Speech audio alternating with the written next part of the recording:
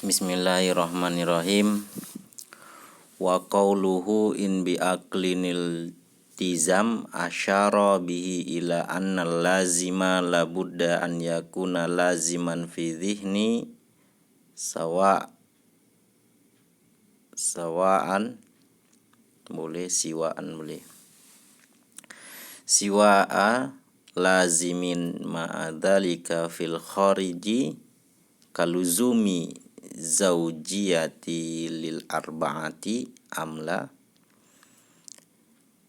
kaluzumil basri lil ama wa ama idza kana laziman fil khariji faqat kaswadil ghurabi fala yusamma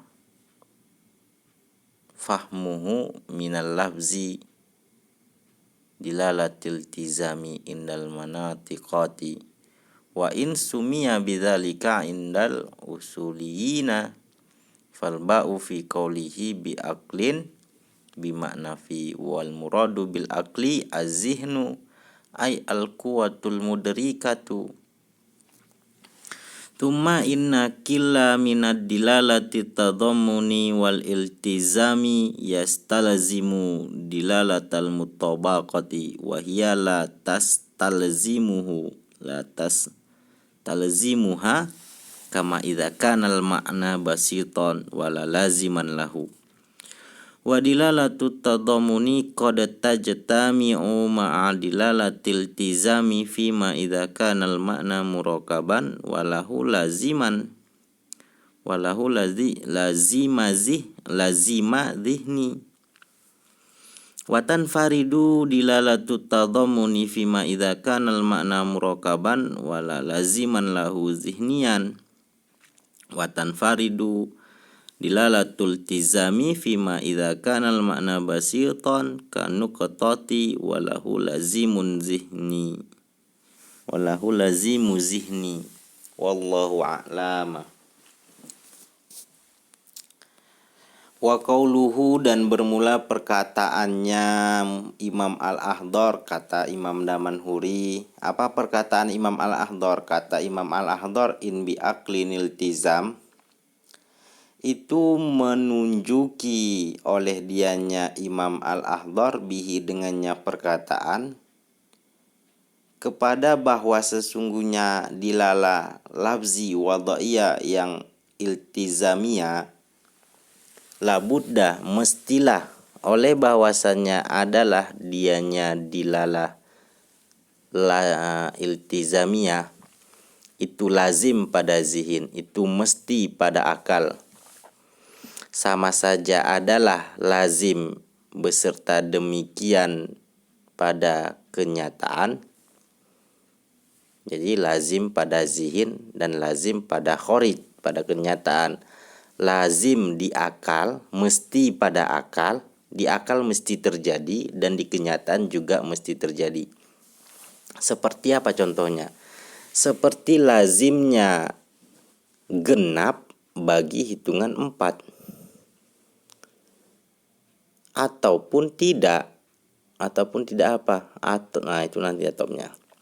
Jadi ini contoh lazim pada akal dan lazim pada kenyataan. Mana contohnya?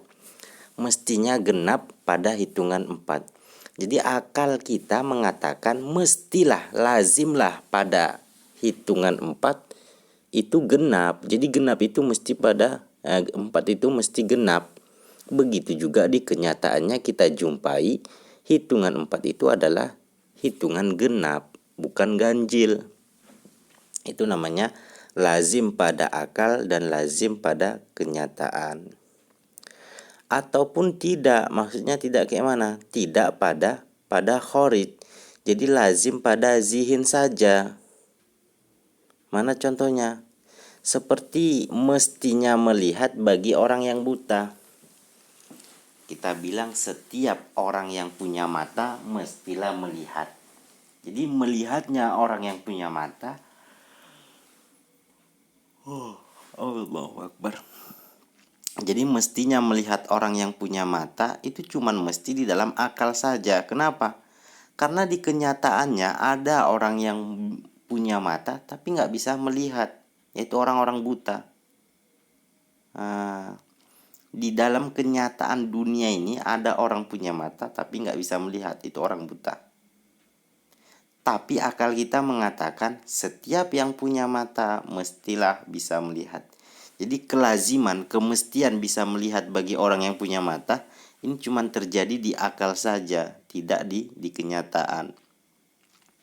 Sama seperti setiap api mestilah membakar. Orang kalau udah kena api mestilah terbakar, tapi ada manusia yang kena api tidak terbakar, yaitu Nabi. Jawab sendiri.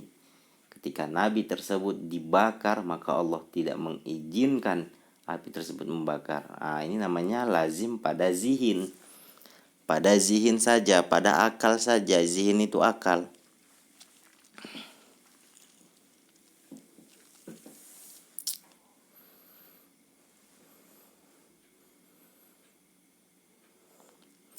Wa amma idza kana laziman fil khariji faqat,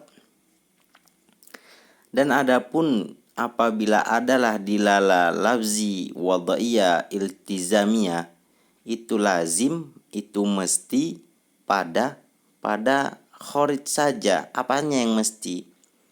Jadi ada dilala, ada lafadz yang menunjuki kepada suatu pemahaman, yang pemahaman itu adalah di luar daripada pemahaman aslinya, tetapi pemahaman yang mesti ada pada lafadz tersebut. Maka dilala tersebut ada yang mestinya tersebut di zihin dan di kenyataan, ada yang kemestian tersebut di zihin, di akal saja, ada yang zihin tersebut, yang lazim tersebut di kharij saja. Mana contohnya? Ini contohnya seperti hitamnya burung gagak. Pada akal kita mengatakan mestilah burung gagak itu, tidak mestilah burung gagak itu hitam, bisa putih, itu di akal kita. Tapi di kenyataannya burung gagak itu cuma hitam, gak ada yang putih. Jadi sama dengan di kenyataan burung gagak itu yang ada cuma hitam, mesti hitam. Tidak lazim pada akal kita. Kenapa? Karena di akal kita jumpai burung gagak yang putih. Jadi ini namanya kelaziman yang hanya kita jumpai di kenyataan, yang tidak kita jumpai di kenyataan, tidak kita jumpai selain di kenyataan.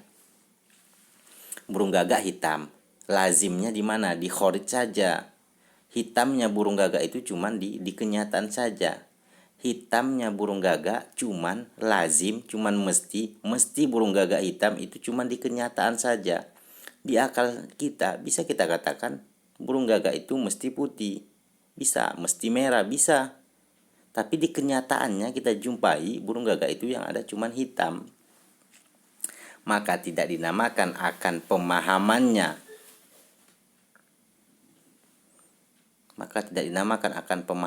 Tersebut daripada lafadz akan dilala iltizamnya indal manatiko. Jadi kalau ada lafadz yang memiliki kelaziman dan lazimnya itu terjadi cuma di kenyataan, ulama mantik tidak mengambil pemahaman yang seperti itu. Wa insumia, dan sekalipun dinamakan akan dianya pemahaman dengan sedemikian indal usulinya di sisi para ulama tauhid.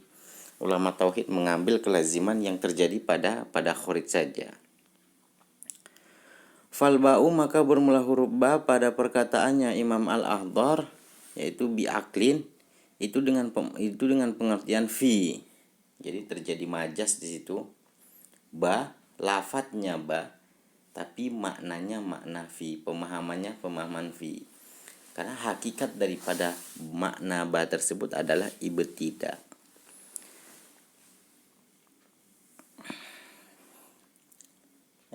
Pemakna hakikat daripada ba ta'diyah.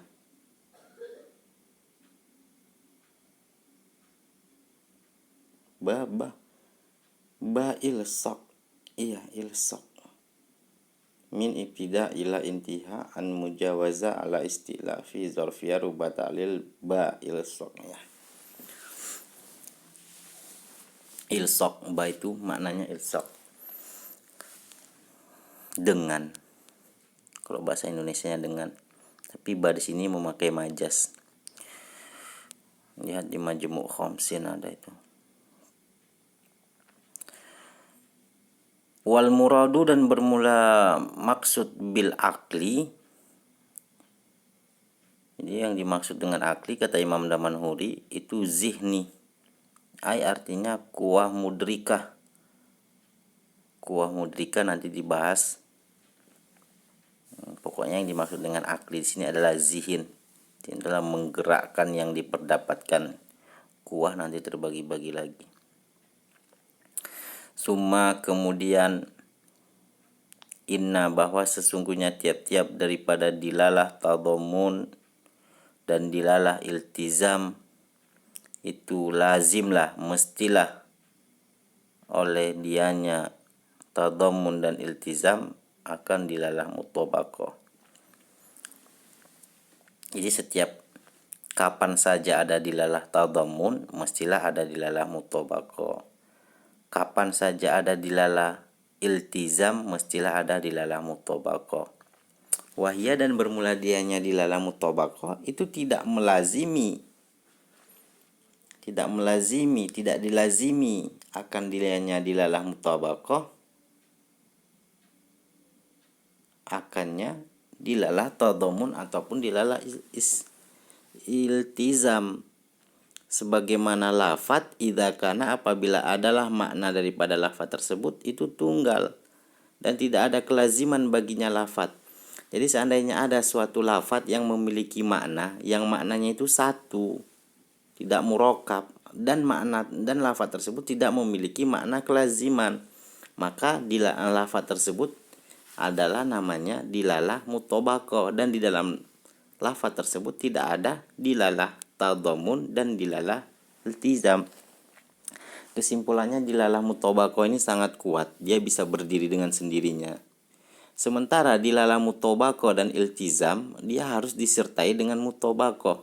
Setiap ada dilalah tadammun maka harus ada dilalah mutabaqah di dalamnya. Setiap ada dilalah iltizam harus ada dilalah mutabaqah. Dan bermula dilalah tadammun itu sungguh berkumpul oleh dianya dilalah, itu terkadang-kadang berkumpul oleh dianya dilalah tadammun beserta dilalah iltizam fima, pada lafat apabila adalah makna daripada lafat tersebut itu murakkab dan ada bagi lafat tersebut itu makna lazim pada zihin. Jadi seandainya lafaz tersebut memiliki makna murakkab dan lafaz tersebut memiliki makna kelaziman, kemestian, maka di dalam dilalah tersebut ada dilalah tadammun, ada dilalah iltizam. Watan faridu, dan terpisahlah oleh dilalah tadammun dan terpisahlah oleh dilalah iltizam akan dilalah tadammun pada lafaz apabila adalah makna daripada pengertian daripada lafaz tersebut itu murakkab dan tidak ada kelaziman lahu baginya lafaz pada zihin. Jadi kalau lafaz tersebut tidak memiliki makna murakkab, jika adalah lafaz tersebut memiliki makna murakkab tapi tidak memiliki kelaziman, maka di situ dilalah tadammun dan dilalah iltizam berpisah, tidak bisa gabung. Dan terpisahlah oleh dilalah iltizam pada lafaz apabila adalah makna daripada lafaz tersebut itu tunggal, itu satu, seperti titik, seperti nutqah, nuqtah.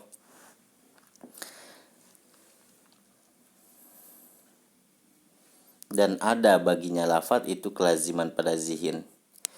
Wallahu alam. Jadi kesimpulannya, kalau ada satu lafaz memiliki makna, kalau makna murakkab maka ada dilalah tadammun. Kalau makna lafaz tersebut memiliki makna kelaziman, makna kemestian, seperti lafaz garam yang menunjuki kepada suatu pemahaman, yang pemahamannya juga memiliki kelaziman yaitu asin, maka di dalam dilalah itu ada dilalah iltizam karena memiliki kelaziman. Tapi kalau lafaz tersebut memiliki makna murakkab maka ada dilalah tadammun.